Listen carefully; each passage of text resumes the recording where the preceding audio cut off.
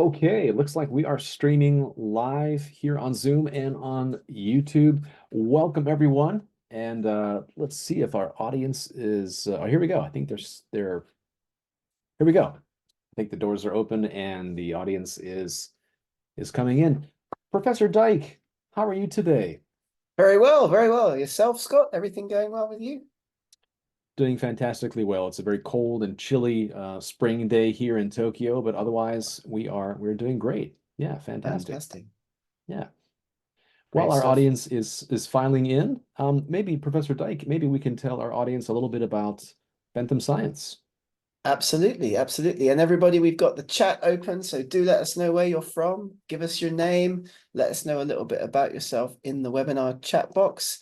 We are giving this presentation today on behalf of Bentham Science Publishers. And Bentham are a leading scientific, technical, and medical research publisher. Right, Scott? They've got more than 160 online and print journals, 126 hybrid and 40 open access journals. So a great place to have a look at if you're thinking of a journal for your next paper. Including impact factor journals and some of the most robust peer review in the industry. So yeah, definitely check out Bentham Science and ebooks, journals. And if you're a librarian joining us today, we have some information for you as well. We do indeed, absolutely. Give this QR code a scan if you're a librarian, or even if you're not a librarian, you just like to scan the QR code. It will enable you to have 3 months free access to all of the Bentham content. You can register your institution for a free 3-month trial. I can see people are telling us about themselves in the chat. We've got colleagues from Canada, India, Pakistan, Berlin, I'm in Budapest, Scott's in Tokyo. It's great to see everybody. Fantastic. As always, guests from all around the world, and we apologize if this time is not convenient for you in your time zone. Just remember, you can always watch the replay on the Bentham YouTube channel. Absolutely. Everybody that registers for these events gets a free recording and a certificate. And you can always get in touch with us anytime. Get in touch through the Bentham LinkedIn, get in touch through the Twitter feed. We'll give you a list of social media channels and routes in which you can get in touch with us, Scott and I, and also Bentham Science a little bit later on in our webinar event today. Fantastic. Don't forget to scan the QR code. You can get 3 months free access for all of your researchers, 40 plus impact factor journals, which may be very useful for your research group, your institution, your research team. You can expand your library with Bentham's renowned set of publications, 166 journals and more than 1,300 ebooks. Fantastic.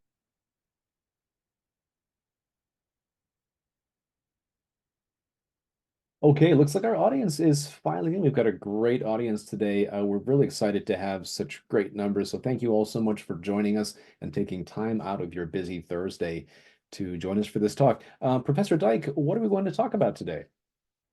Today, we're talking about powering our way through the research cycle, which is a topic that we talk about quite often in these events. We've got our Wheel of Fortune, our researcher hamster wheel on the screen in front of you. We go around the wheel as researchers, and many of you will be thinking, hey, I've got several ideas in the pipeline. I've got data, I'm collecting funding, perhaps I'm writing a paper, working on the submission, I may be even working through peer review and publication with one of my articles. The point is that research is an ongoing process. You could have something, a topic, a research idea, a research paper at any one of these different stages of the Wheel of Fortune. Great to see colleagues from Morocco, from Nigeria, from Iraq, from Baghdad. Wonderful. It really is great to see people from all over the world joining us in this Sidetrain Bentham Science event today. We're going to be talking about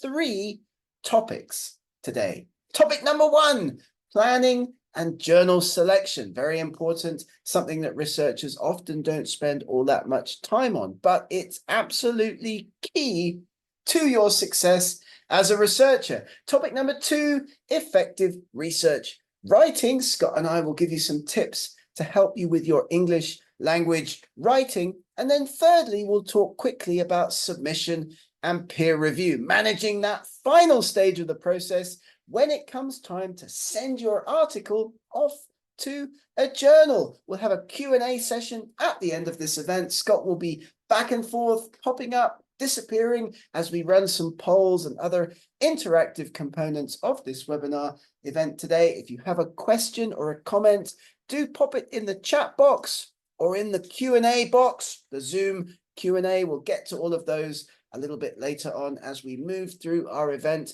as we move through our training today. So let's get started. Let's power our way through the research cycle, beginning with some overall comments, because we always get information and feedback from journals, often that looks a bit like this.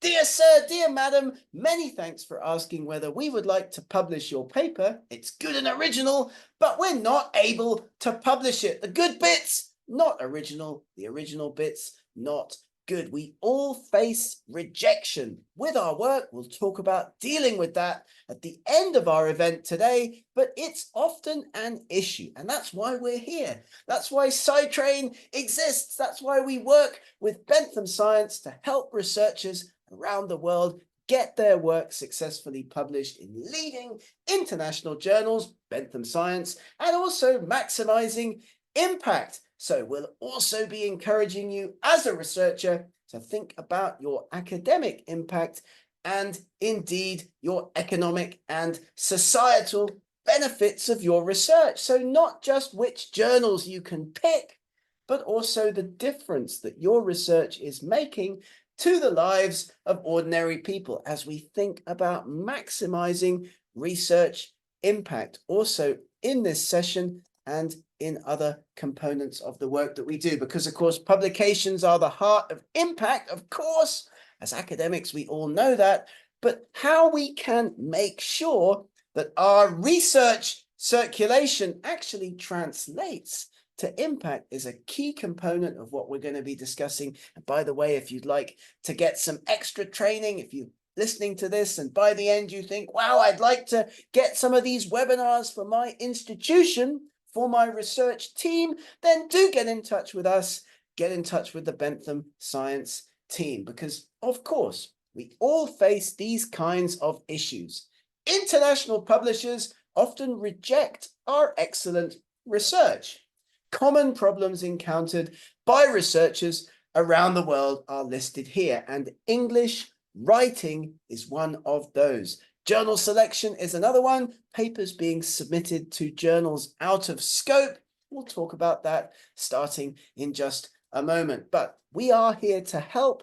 Part of what we do is work with researchers from around the world to help them get their papers targeted to the right journals, get their work successfully published. We'll give you some strategies for engagement to improve your science communication skills, to explain the value and the impact of your work, because you can communicate more effectively. You can learn to be better at public engagement, at presentations, at writing and publishing your research. So let's get going. Let's talk about journal selection, because at the start of the research process, finding a good journal for your paper is very, very, very important. And it's often not something that researchers put a lot of time into. They think, I'm going to publish in that journal because that's where my supervisor publishes their papers, or I get an email from a journal, I'm just going to pick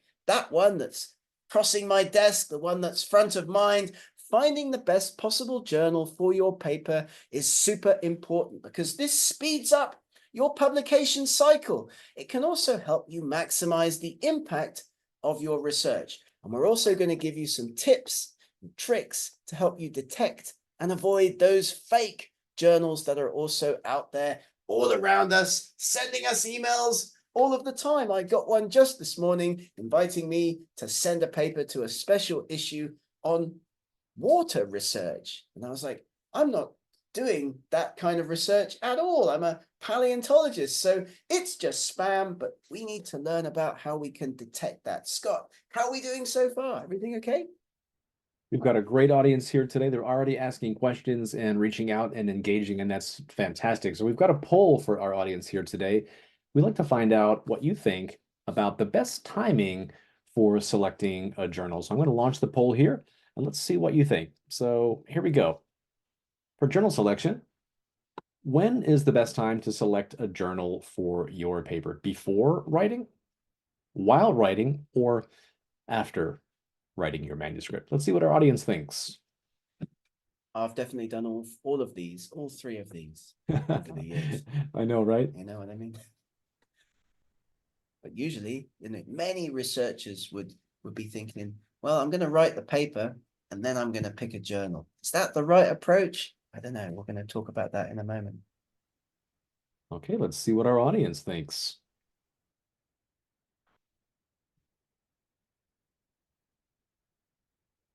Okay, answers are still coming in. Let's close the poll and see what everybody said. All right, let's share the results. So I hope you can see that. It looks like 55% of our guests said that before writing is the best time to select a journal. 24% said while writing, and 31% said after writing your manuscript is the best time. Professor, what is the best time to select a journal, ideally? You have it here. You have it here. I mean, it's something that many researchers are often unaware of, but actually, successfully publishing researchers will be picking their journal before they begin the writing process. Right, Scott? That's a way to speed up that publication process. We're going to get all the information on guidelines that we want from that particular journal, and we can then tailor the manuscript to that particular journal's requirements and things like style and so on. So it's just a more efficient way to craft your manuscript for your intended audience and your intended journal.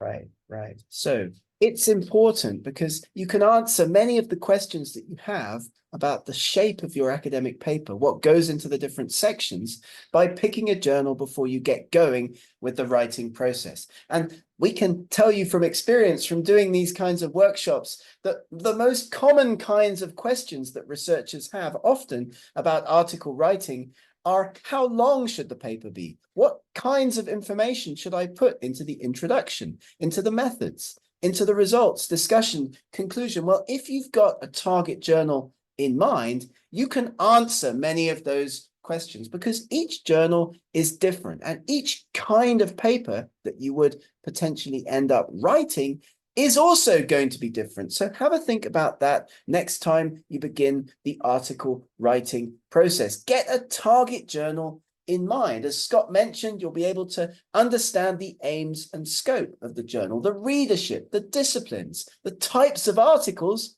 that they publish. One of the best pieces of advice I was given when starting to write academic papers was, what kind of paper do you want to write? Go and find an article recently published in one of your target journals, one of your ideal journals where you'd like to get your research published, that does the same kind of thing as the paper that you would like to write, and then copy the style. That's a great tip, a great way to get your work successfully into journals. Selecting a journal before you begin the writing process. Aim high. Go for those journals that are Q1 in Scopus. Go for those journals with higher impact factors. Of course, you have to choose appropriately. We can't publish everything in Nature and Science, but we're here to help. Your colleagues, your supervisor will help you to learn to sell and manage your selection. And a blatant plug for the company that we used to work for, which is called Edance. It is the only journal publisher agnostic selection tool out there on the market. The Edance Journal Selector tool is a great tool to have a look at if you're trying to find a journal, because many of the other ones are tied to publishers. If you search online for a journal selection tool, you might find the Springer Nature one, or the Wiley one, or the Taylor and Francis one, or the Elsevier one, which of course will push you towards the journals from those publishers. A completely agnostic, publisher independent tool, and a great tip from us is the Edance Journal Selector tool. So researchers, when they pick a journal before they begin to write, are looking for impact factor, reputation, of course, reach within their field, and whether or not that journal is open access or not. Very important considerations. Don't forget to have a think about this before you begin the writing process. Effective journal selection is a marriage between your research and effective publication, managing your impact as an academic. And if you're not sure if your journal is appropriate, or you've picked a journal that's too good for your paper, you think, have a look at this checklist and critically evaluate your own work. I won't read it out, but you'll get this slide presentation in the recording of this event. You can have a look at this handy checklist to self-evaluate your research and see if it really is going to be appropriate to send to the journal that you've selected. And of course, as well, you can make pre-submission inquiries to journal editors, as we'll talk about in a moment. Just a quick handy explainer about the different kinds of journals out there. Gold open access. These are the journals like Frontiers, like PLOS, completely open access. MDPI, for example, Bentham publishes 40 of these. They ask, as Ravinda is noting in the chat, for an article processing charge, an APC, which is the cost to the author for the work to be completely open access. Gold open access is what we call that. On the other side of the coin, traditional journals, many of the journals that you'll be familiar with, you don't have to pay to publish in them. The publishers make money by selling that content to institutions, to research groups, behind subscriptions, behind paywalls. Traditional journals versus gold open access journals, no cost, but not everybody can access the content. A cost so that everybody can access the content. There is an intermediate type called green open access. That's where you get a paper accepted, let's say, in a traditional journal, and after a period of time, depending on the publisher, you are then allowed to put an earlier version, perhaps the version that got accepted by the publisher, not the actual published version, but the Word document, the PDF that got accepted, onto a site like ResearchGate or onto your own website. That's green open access, kind of a no-cost intermediate way to share your work quickly and effectively with everybody. So the different kinds of journals, if you have questions about any of this, we'll be answering those a little bit later, but watch out for fake journals. Many open access journals, as Ravinda notes, are asking for a fee, an article processing charge, and because of that, a huge industry has grown up over the years to try to get your money and not do a proper job publishing your papers. Those are fake or predatory journals. There are a number of ways to see, to check if the journal that's sending you an email, like the email that I got this morning, is that a predatory publisher or not? Have a look at the website. Is it listed in an index? Does it have an editorial board containing people that you recognize? Are they publishing regularly? Are the articles properly peer-reviewed? At Bentham, we double-blind peer review everything. So authors and reviewers don't know each other's identities. That process, that peer review process at Bentham is handled independently of the editorial board, so within an online manuscript processing system. So very robust, as Scott was mentioning at the start of our event today. What about fees? And check for spam. I got that spam email just this morning. I'd never heard of the journal before.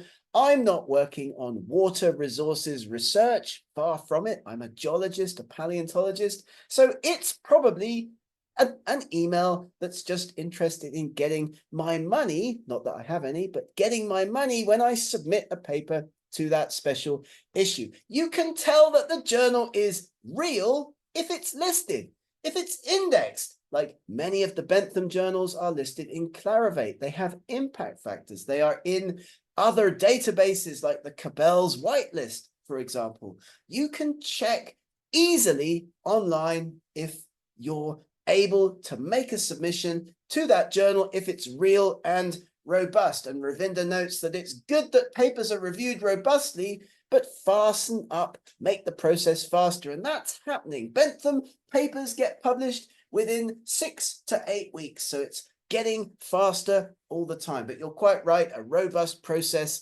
means that often things have to be a little bit, whoops, let's go back. I think I made a mistake and pressed a button that meant that, one moment, please. Whoops. Well, Professor Dyke is getting the slides back on. That's a fair point. When we have a more robust peer review system, of course, that means more revisions, and it can take a little bit more time than a journal that has a less robust peer review system. But we see that as a benefit rather than as a negative. Looks like our slides are back up. Whoops-a-daisy. Fantastic. Yeah, there's some hyperlinks in there, which I shouldn't click on when I'm giving a presentation. But anyway, you got to see one of the key websites that you can use to help you find and identify journals, and that's thinkchecksubmit.org. Other websites, the Directory of Open Access Journals, Publication Ethics, and OASPA. So have a look at these sites if you have questions about kinds of journals that you could and should be submitting your work to, which is important and also worth looking at as well. Pre-printing your work is another thing that you can do to speed up the publication process. This is where you put early versions of your research onto a preprint server like bioRxiv, medRxiv, PeerJ. ResearchSquare is the largest preprint server in the world. Your work then gets shared quickly and immediately, often pre-peer review, with the rest of the community. So think about doing that as well with your research. And you do need to have an ORCID ID, very important. If you haven't got one, we do recommend that you sign up for one, because these are quick and effective ways to differentiate you from all other researchers. In my country, in the UK, lots of people called John Smith. How do I know if I'm writing to the right person? How do I know that the right person is on the paper? It's important to have one of these IDs, and often they're needed now for submissions to many international journals. So that's the first part of our presentation today, thinking about planning and journal selection, thinking about getting your work successfully targeted to a journal and then managing the process. We're going to give you a few tips now in the second part of our training today about effective research writing. So this is our little stepladder to success, our escalator to excellence. You prepare to write. You think about selling your work to a journal. You think about the structure of your writing from your target journal, and then you can be effective in how you put your paper together, how you write your article, following a number of simple rules. And things that you need to know before you start to write are your message. What's the key takeaway from your research? What's the one thing that you want people reading your paper to get out of that experience? Your message. Your audience is the second thing, and that's your target journal, of course. Your audience. Which journal have you selected? Message, audience, and structure, which of course comes from your journal that you've picked. 3 things to think about before you begin the writing process. So I would say, if you forget everything else that we talk about today in this training webinar, please try to remember the 3 things to have in mind before you begin the writing process: message, audience, and structure. And when you do begin to write, be like our good friend Arnold here in the middle of the slide, because he's not a native English speaker. Arnold is originally from Austria, and he is a bricklayer with his English writing. He has a plan, a structure in place before he gets going. That helps a huge amount for everybody, but especially if English is not your native language. Work with your target journal, with those papers that you've selected from your target journal that do similar things to the kind of paper that you want to write, and work through a structure before you begin the writing process. Message, audience, and structure, because of course, as everybody will tell you, you read a paper, title and abstract, introduction, methods, results, discussion, and conclusion. You read a paper in quite a different sequence to the writing of a paper, to what we like to call the right order.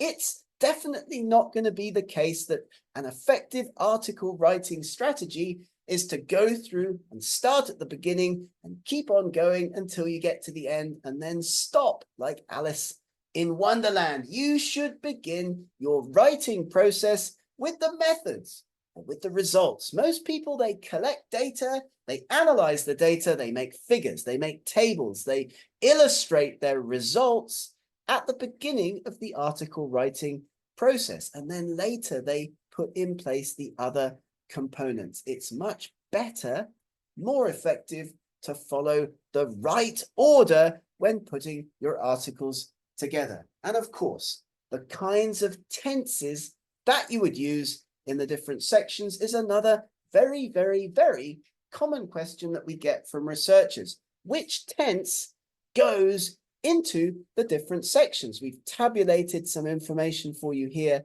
on this helpful slide. And again, you're going to get access to a video of this event, but most of your research writing can be in the present tense if possible. Of course, in the methods, you're going to talk in the past tense. You might talk about what you're going to do in the future in your discussion, but keep your writing as simple as possible. Bearing in mind, of course, that most of your readers, the most important people in the publishing process, they're the people who are going to use your research. They're the people who are going to cite your research. Your readers are often not native English speakers. So be simple, keep it effective, short sentences, and use the active voice where possible, because your research question, the point of your research article, sets up an expectation for the rest of the paper. So explicit phrases, question words, state your hypothesized effect, identify clearly the variables that you're using in your study, and let your reader know what you are doing in the study in simple and easy to understand language. Signal your research question at the beginning. Keep your writing in a consistent order. Repeat those key terms. Repetition in academic writing is very important, because then people get to the end of a section or the paper and they think, I understand.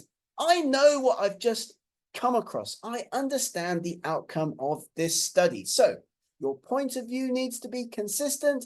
Parallel your ideas in different sections, as we talk about in other presentations that Scott and I do about writing articles. Your methods and results often have similar structure. You're bringing in information in the methods and results in the same sequence. And topic sentences. Limit your short English sentences to one topic. Don't talk about more than one thing in each of your sentences. If you'd like more information about effective English writing, then do get in touch. Do have a look at the Bentham YouTube channel, where we have other presentations ready for your viewing pleasure. Try to think in English.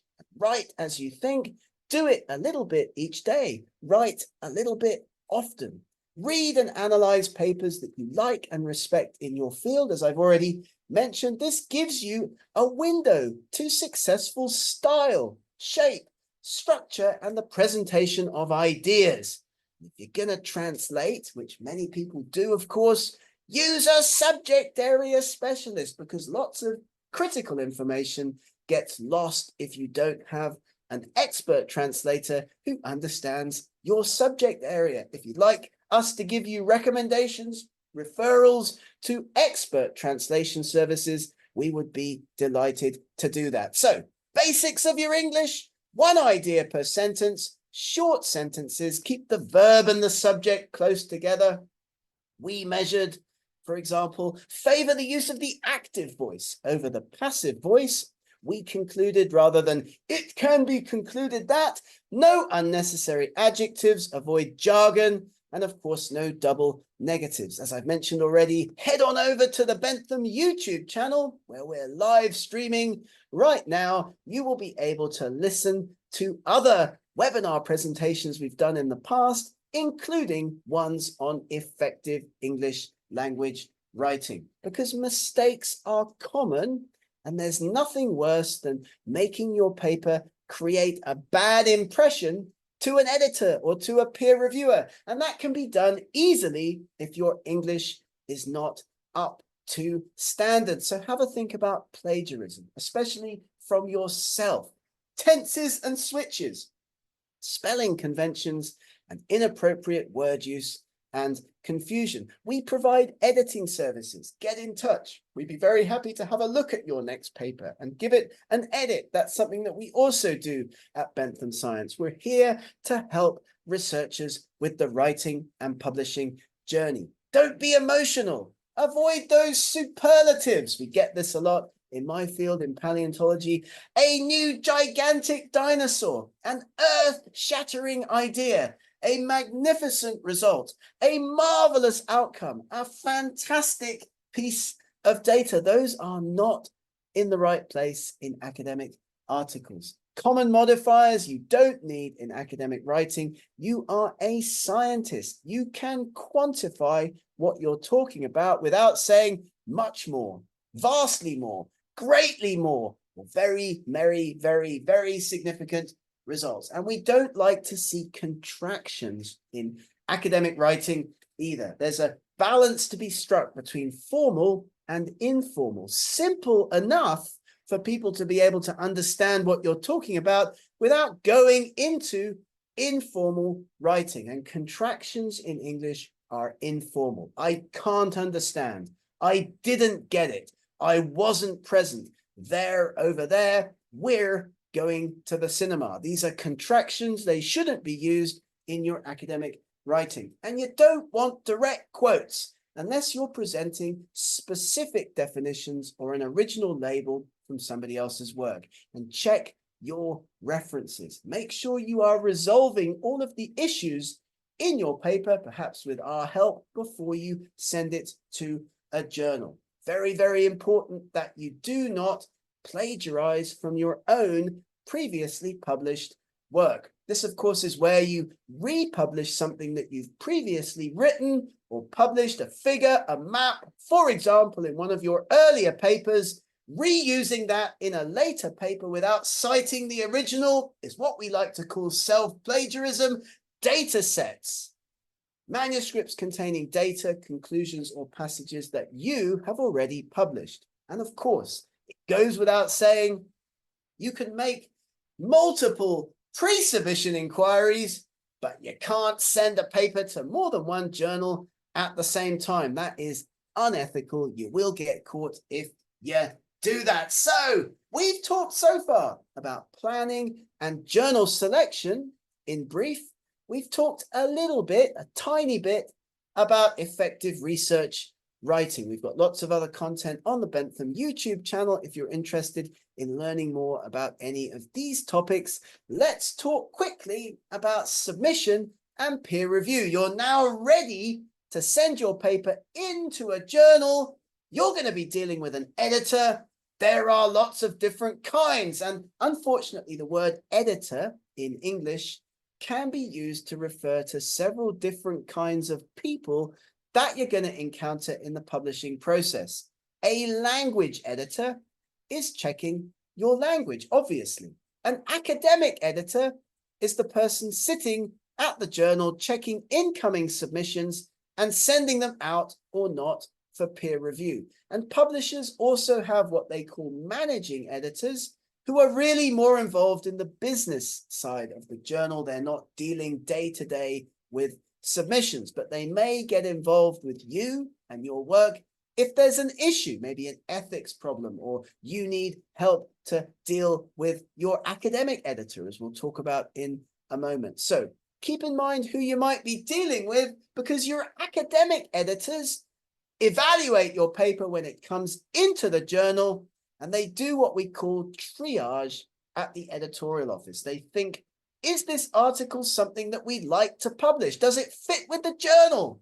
Does it have a clear message? Remember, message, audience, and structure. Is the work original? Is it important? Is it true? And is it relevant to our readers? Very, very, very important. To get yourself through the journal submission process, you have to sell your work effectively to editors in a cover letter, which we'll talk about in a moment. High impact journals want to keep their rejection rates up as high as possible. So Nature and Science, other high impact factor journals, reject 9 out of 10 papers before they send them to peer review. So part of the process, part of the trick, part of the skill at being successful as a writing and publishing academic is making sure that you get your work targeted to the right journal, and then also successfully steering it through peer review. And one way to do that is with those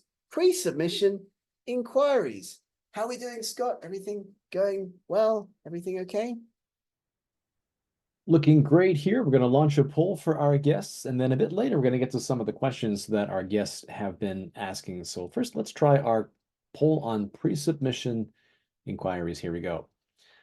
So how many pre-submission inquiries can you send to journals at a time? None, 1, up to 3, or unlimited? Let's see what our audience thinks.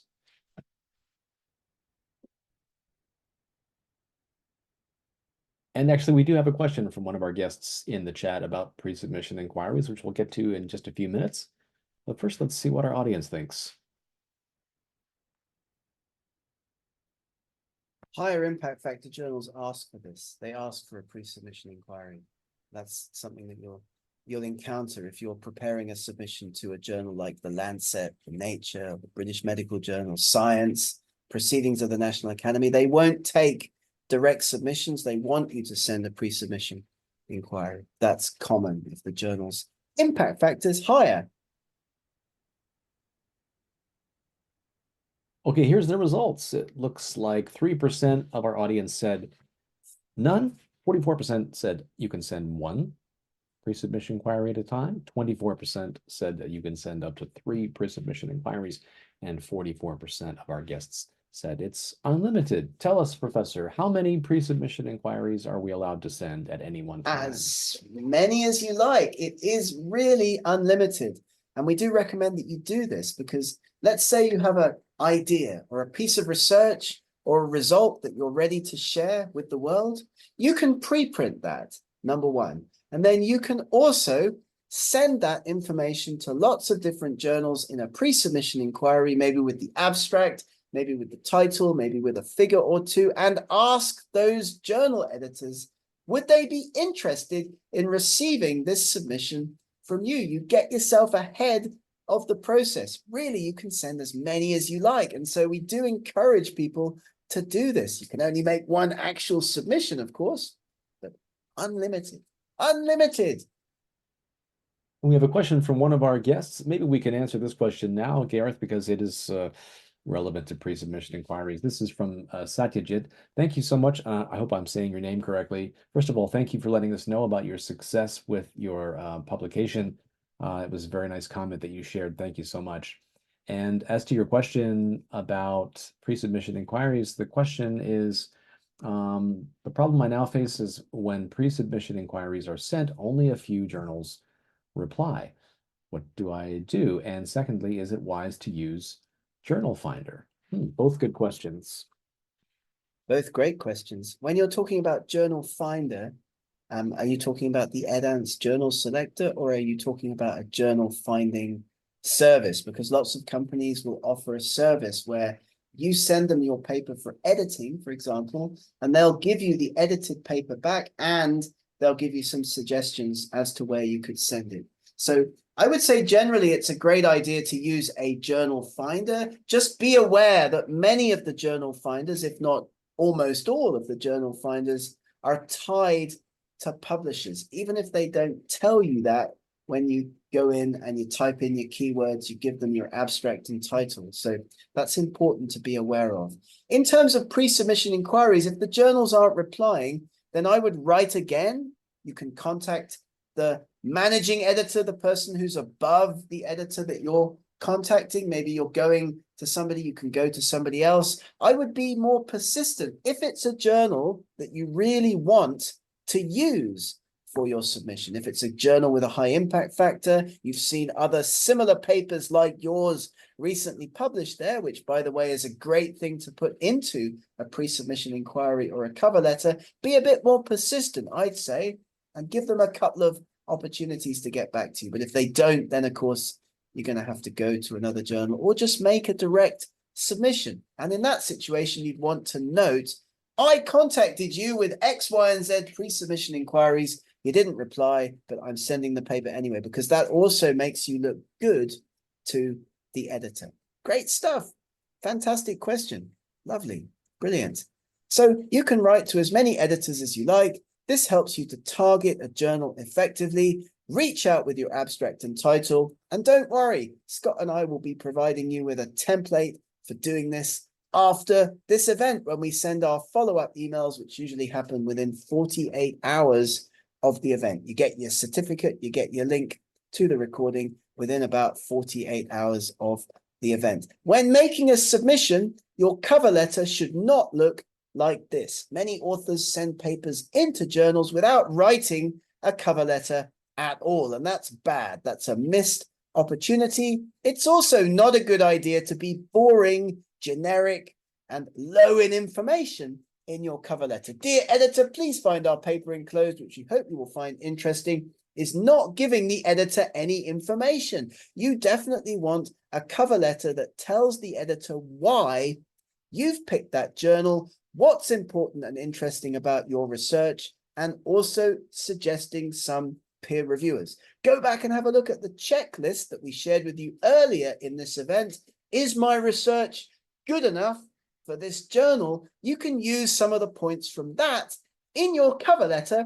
Sell your work to the journal. Tell the editor why they should be sending your paper out for peer review. Maximize your chances of success. The cover letter, of course, is one of the first bits that the editor's going to read when they handle the submission in that triage stage that we talked about earlier. Why is the topic important? Why are your results significant? What's the key, the breakthrough? Why is this an advance on previous work?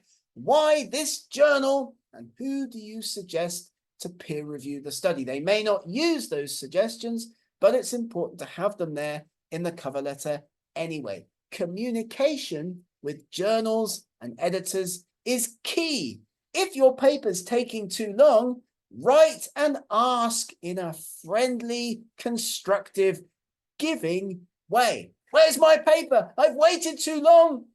Is not constructive. It's not going to get you anything back from the journal editor. But there are ways to write, suggesting extra peer reviewers potentially, giving something back to the journal. Being polite and constructive will help you with the publishing process. Make sure that editors and peer reviewers feel good about your paper, about you, about your communication, because if they feel positive about you, they are more likely to give your article a positive ride in the peer review process. So thank people. Say they've correctly pointed things out. Acknowledge their efforts. Concur with their points. Don't be negative. Try not to disagree with your peer reviewers, even if you do. And of course, there are ways to write that are not so negative. We simply do not have such data. It's not necessary to do this. Bad ways to respond in peer review. Effective responses to review comments. Your comment, the response. Your comment, your response in a different color, a different font, to show the editor you've taken the process seriously, to show the editor quickly all of the changes that you've made to the paper in a way that they can quickly and easily understand. Effective responses, effective communication helps again with your article success. And we've worked through an example for you here. We would like to thank you for this editorial comment, polite and positive all the way through. And if you get rejected, don't worry. Take on board the positive comments that you've gotten as part of the peer review process. Use them to improve your paper and move on to the next journal in your list. But you can also appeal to the editor or to the managing editor if you feel you have been unfairly treated, which of course happens a lot in the peer review process. If you can explain to the editor why you are right and the reviewers are not right, then give it a go. Write an appeal letter. We can help with this, of course. Scott and I are here to help you with these challenging moments in the publishing process. Because, of course, if you don't appeal, you might miss out on fantastic opportunities to get your work published. I've done it. I've appealed. The paper's gone back for peer review. It eventually got accepted in cases where we felt the reviews were incorrect or nasty. Appeal to the editor. Be confident and believe in your work. This, by the way, is one of the keys to success as an international researcher. Communication is key as we maximize our success in the writing and publishing process, which brings us to our Q&A session at the tail end of our event today. Thank you all so much for sticking around to this part of the event. Scott, how are we doing? Everything good? Doing great. We've got some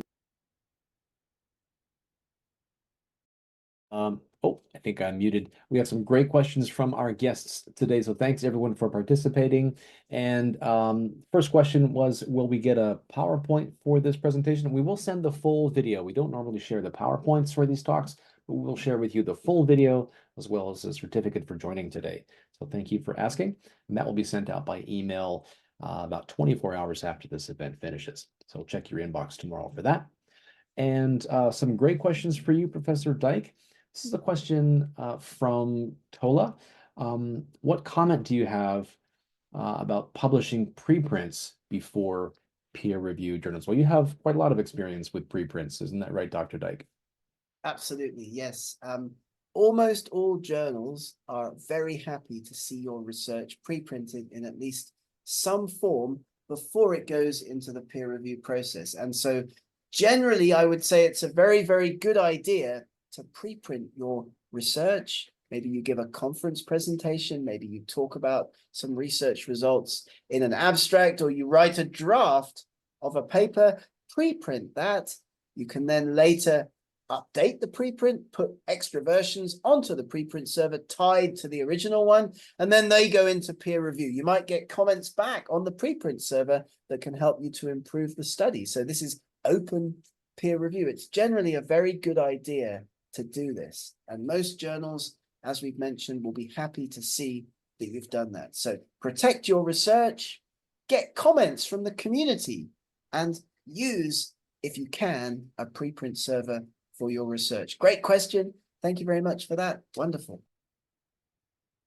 Great question. Thank you, Tola. And thank you, as always, Dr. Dyke, for your expertise. Question here from Mariam. This is another question about journal finders.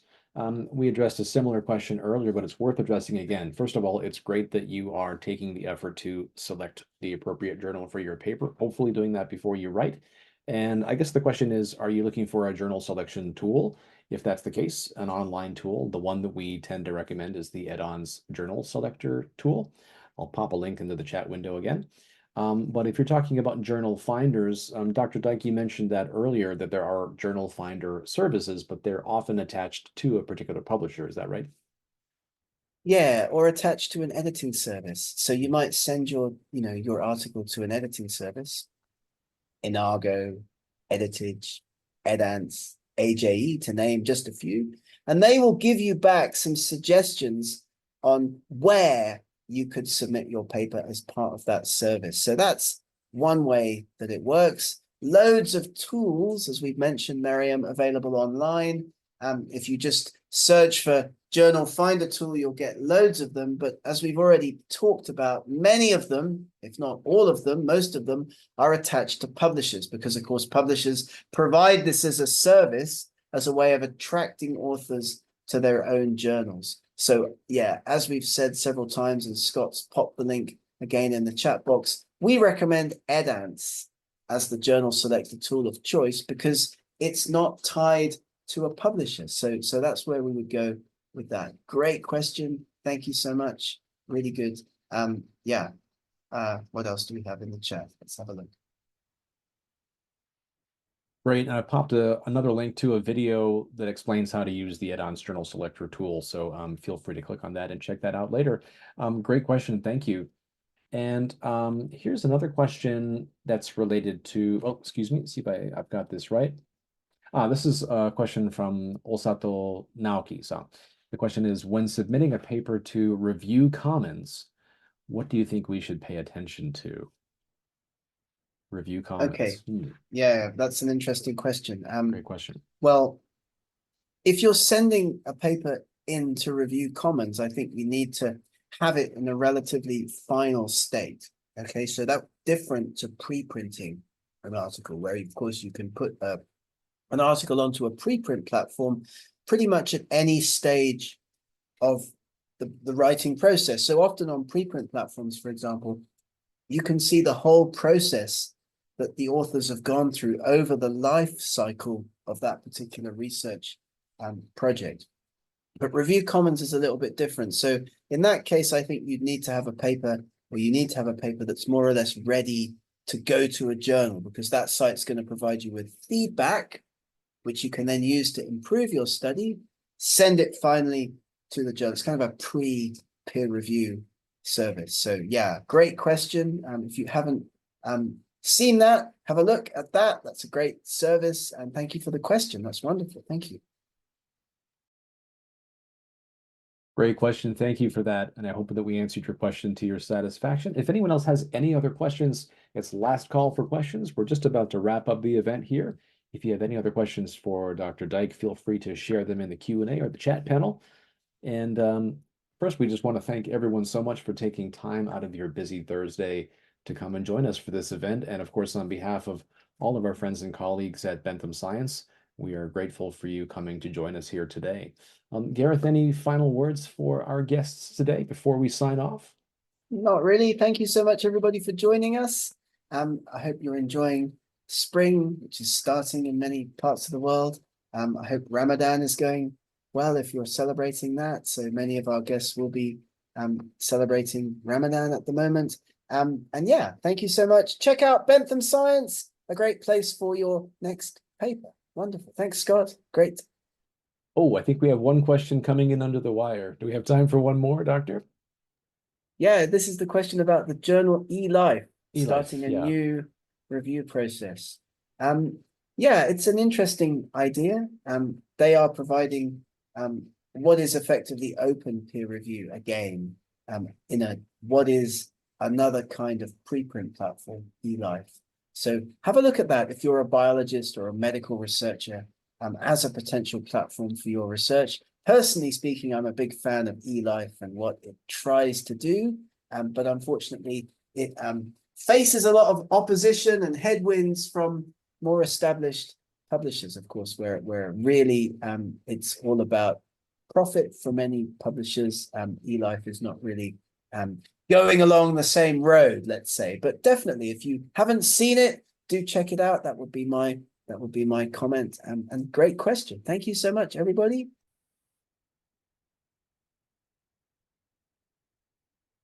Thanks, everyone, and thanks to you, Professor, as always, for sharing your insights with us. And to everyone who joined us today, thanks again, and have a wonderful Thursday.